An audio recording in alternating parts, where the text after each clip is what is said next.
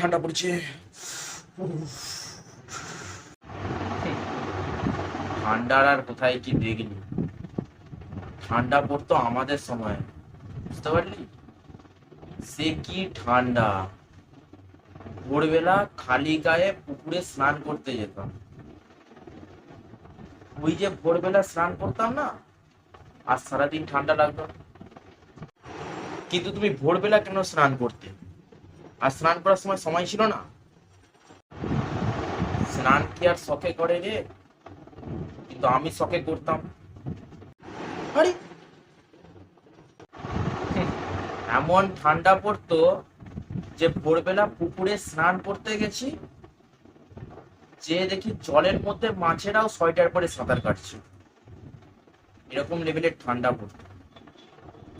বালতিতে জল নিয়ে যাচ্ছি গাছে জল ঢালবো বলে,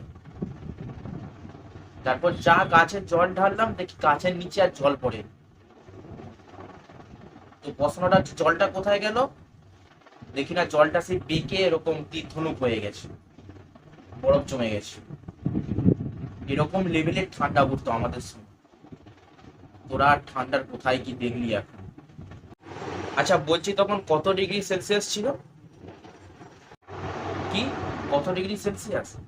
মাপা যেত না, একদমই মাপা যেত না। কারণ মাপো কিভাবে? মাপার জিনিসটাই তো বরফ জমে গেছে, দেখতেই পেতাম। সব থেকে বেশি কষ্ট হতো তো পায়খানা করতে যাওয়ার সময়।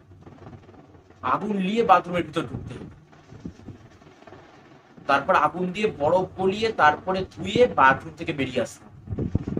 এরকম লেভেলের ঠান্ডা ছিল আমাদের সময়।